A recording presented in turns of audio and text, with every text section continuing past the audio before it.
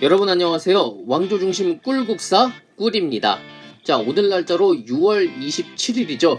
제47회 한국사 능력 검정 시험이 전국 각지에서 치러졌습니다. 매번 많은 수험자들이 몰리는 시험이고 과거보다 요즘은 취업이라든지 공공기관 이런 데서 정말 많은 곳에서 활용하고 있는 그런 시험이죠. 그러다 보니까 또 과거에 비해서 그 수요도 수험자들의 점수도 서서히 높아진 것 같습니다.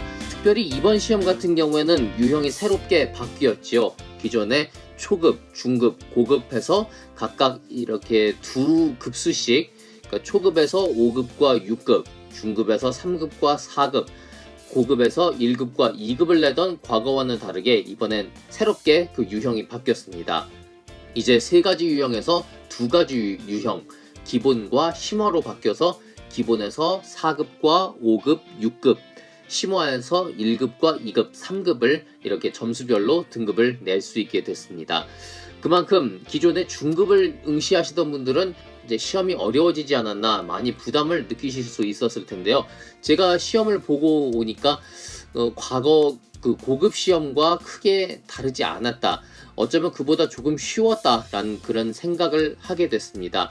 기본적으로 평소에 이렇게 국사를 좋아하시고 또 계속적으로 공부를 해왔다든지 관심을 갖고 책이나 사극들을 봐오신다면은 얼마든지 맞히실 수 있는 그런 문제들이 아닐까 생각이 됩니다. 아마 앞으로도 국사편찬위원회에서 비슷한 경향 또 비슷한 수준의 문제들을 계속 내지 않을까 싶은데요. 이번 같은 경우에 또 새롭게 바뀐 유형 때문에 더 많은 사람들이 시험에 응시를 했고요. 그래서 막판에 가서 좀 국사편찬위원회에서 시험 장소를 조금 더 늘려주는 정책을 취하기도 했습니다. 자, 오늘 이 꿀국사에서 한번 이 47회 한국사 능력 검정 시험 문제를 풀어보도록 할 텐데요. 특별히 우리 꿀국사에서 지금 삼국시대를 다루고 있죠. 앞으로 시간이 지나면서 통일신라, 발해, 후삼국, 고려, 조선 이제 계속해서 진도를 나가겠지만 현재 우리가 공부하고 있는 삼국시대 또 여기에 가까운 통일신라라든지 전 근대사 영역을 포함할 수 있는 30번까지만을 이 시간에 풀어보려고 합니다. 이후에 근대사를 다룬 그런 문제들도 있겠지만 나중에 제가 또 기회가 되면은 좀 더 풀어드리는 그런 시간을 마련했으면 하는 그런 희망사항이 있고요. 오늘은 30번까지 전 근대사 영역까지를 한번 다뤄보도록 할게요. 그렇게 문제를 조금은 빠르다 싶을 정도로 좀 풀어보도록 하겠습니다. 저 같은 경우에는 이제 이 문제를 풀면서 기존에 알고 있었던 왕조의 흐름, 또 왕의 순서라든지 또 그때 일어났었던 일들을 직관적으로 이렇게 파고들다 보면은 금방 또 답을 골라낼 수가 있는데요. 한번 우리 꿀국사의 관점에서 어떻게 문제를 접할지 한번 하나하나씩 풀어보도록 하겠습니다. 자, 1번 문제부터 들어갑니다. 1번입니다. 가 시대 상황으로 옳은 것은 했습니다. 단양 수양계 나왔죠? 단양 수양계 나오면은 바로 생각해야 됩니다. 구석기입니다. 구석기의 이야기인데요. 또 여기서 승배 찌르개가 나왔죠? 찌르개만 봐도 여러분들 바로 구석기라는 거 파악할 수 있어야 됩니다. 자, 여기 모양을 봐도 무언가 이렇게 갈아서 만들었다는 느낌은 들지 않습니다. 뭔가 바위를 다른 바위에 집어 던져서 깨서 만든 조금 투박한 모습이 보이죠. 어떻게 보면 이게 도구라기보다는 무언가 이렇게 부러져서 나온 조각 같다라는 느낌도 드는데요. 구석기 시대에 이런 석기들이 대체적으로 이런 모습을 하고 있습니다. 그래서 우리가 뗀석기 또는 이제 과거에는 타제석기 이런 말들을 썼죠. 그런 그 구석기 시대의 사회 모습을 생각해 보면 되겠습니다. 1번 볼게요. 동굴이나 막집에 거주했다. 구석기 시대는 어떻게 보면은 지금의 그런 집과 같은 문화도 없었죠. 보통 동굴 그리고 대충 지은 이런 막집에 거주를 했습니다. 정답 1번입니다. 가락바퀴를 이용해서 실을 뽑았다. 신석기 시대의 모습이고요. 명도전을 이용해 중국과 교역을 했다. 이제 이후에 이어진 청동기 시대 또는 이제 고조선 연맹왕국 때 정도라고 볼 수가 있겠죠. 철제 농기구를 사용해서 농사를 지었다. 철 나왔죠? 철기입니다. 의리의 도구로 청동방울 등을 제작했다. 청동기죠? 굉장히 쉬운 문제였습니다. 정답 1번입니다. 2번 가 나라에 대한 설명으로 옳은 것은 고구려와 백제의 기원 바로 나와야 됩니다. 부여에 대한 설명입니다. 제가 꿀국사 제2회에서도 부여의 이야기를 다뤘는데요. 고구려와 백제가 여기에서 출발했다. 여러 번 강조를 했습니다. 부여의 왕자였던 주몽이 나와서 고구려를 건국했고 다시 고구려의 왕자였던 온조가 나와서 백제를 건국했죠. 이렇게 나오게 됐습니다. 그래서 고구려, 백제 모두 부여에 대한 강한 정체성을 가지고 있었습니다. 자, 보시면은 고구려와 백제 왕족들이 자신들의 기원으로 삼았던 부여를 주제로 한 역사 강좌를 마련한다. 자, 1, 2, 3강의 내용을 봐도 부여라는 것을 바로 알 수 있습니다. 숭화강유역 그렇고요. 사출도 부여의 귀족들을 지역별로 갈라놓던 그 제도였죠.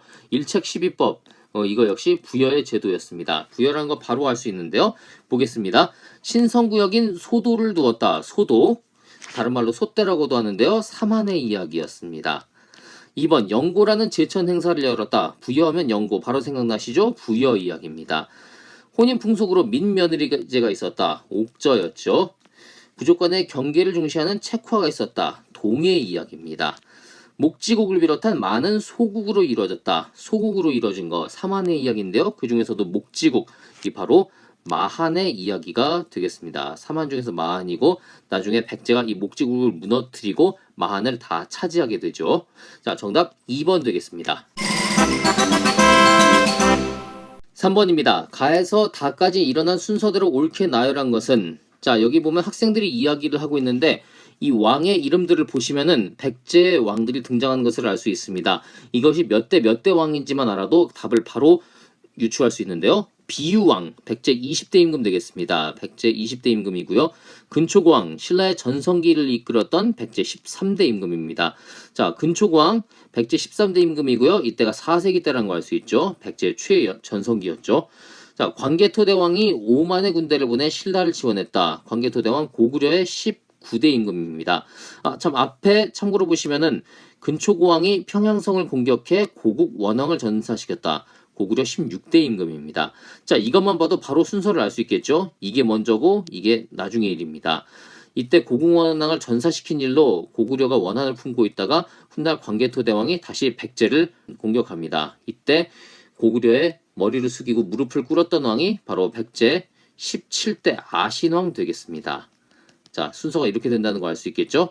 그리고 그 다음이 20대니까 비유왕 그리고 눌지왕, 참고로 눌지왕은 신라의 19대 임금입니다. 자, 순서는 바로 알 수 있겠죠? 나, 다, 가 해서 4번 되겠습니다. 자, 참고로 이렇게 광개토대왕이 이때가 이제 고구려의 전성기 5세기인데요. 광개토대왕 그 다음 이어진 장수왕 때 남하 정책으로 백제와 신라가 눌리게 되니까 백제와 신라는 이때 이제 서로 협약을 체결해서 고구려에 대항하기 위해 노력을 하게 되죠.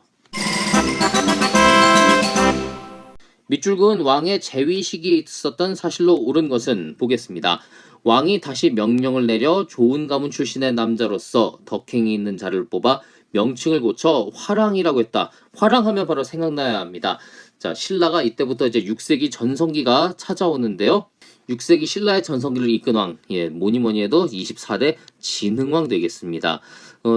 이 앞에 있었던 22대 지증왕이라든지 법흥왕 이런 왕들도 업적이 참 많았습니다. 하지만 무엇보다 군사적으로 영토를 확장시키고 뭔가 신라가 외형적으로 뻗어나가게 했던 것은 바로 진흥왕 때라고 할 수가 있습니다. 화랑도 이때 활성화가 됐고요. 또 이찬 이사부에게 명령해서 가라국을 습격하게 했다. 여기 나오죠. 가라국 가야가 되겠는데요.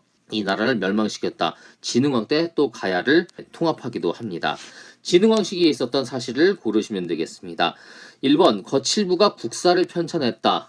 자, 나라가 힘이 세지고 대외적으로 더 팽창하게 되면은 이때부터 이 나라의 업적, 역사를 기록하게 됩니다.